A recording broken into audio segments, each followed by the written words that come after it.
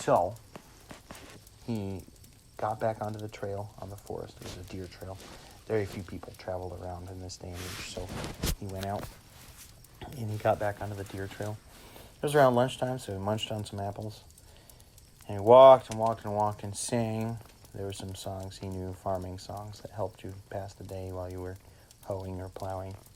By dinner time, about 4 or 5 hours later of walking, he had come to the largest river he'd ever seen.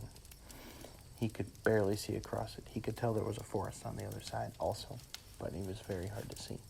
And he was a good swimmer. They had a pond in the back of their farm, and he grew up swimming there, but he had never swum in moving water, a river.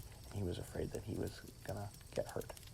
But neither did he want to make the crossing so close to nighttime, because it was only about an hour away from sundown.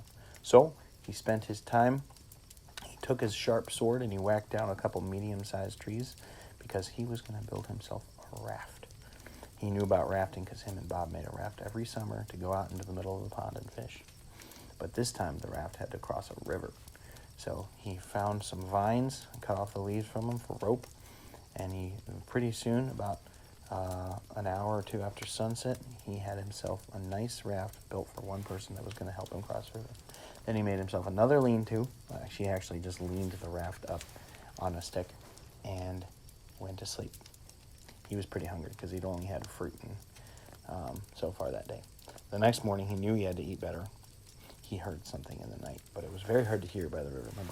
And there was a waterfall not farther downriver. So if he was too careless, he was going to get downstream to that. So he woke up. He was very hungry. He ate the last of his apples. And he found some tubers, some roots that he could eat. And a raw onion. They're called wild onions. They grow up in green stalks about yay high, about a foot high. And he said, it was a bright morning. He'd hear birds. And he said, today is the day I crossed the river with 1,000 fish. Now, his grandpa had told him many stories about this river. He was worried that some of them were true because his grandpa told him about this fish called a piranha that eats people.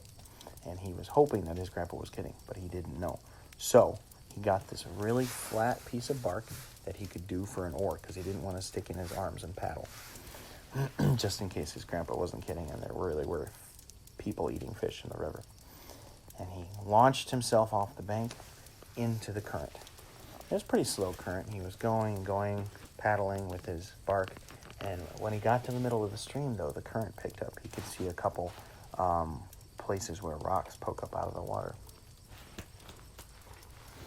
And pretty soon, he was trying to paddle against it, and he lost his bark. Well, now he was stuck in the middle of the river, heading downstream towards a waterfall, which he knew he didn't want to go over. So he said, you know what, I'm going to have to risk it. So he stuck his arms in there and paddled as fast as he could. And the raft was short enough he could actually stick his feet in the water and kick a little bit too. And he made really good time because he was a pretty strong 10-year-old.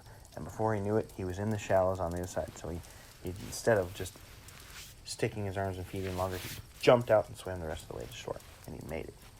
And he was soaking wet, so he was a little cold. Because this was late fall. This was like, they didn't count the months the same back then, but this was late autumn after reaping season. So he took off his clothes and he put them on a warm rock and he took a nap on the beach over lunchtime.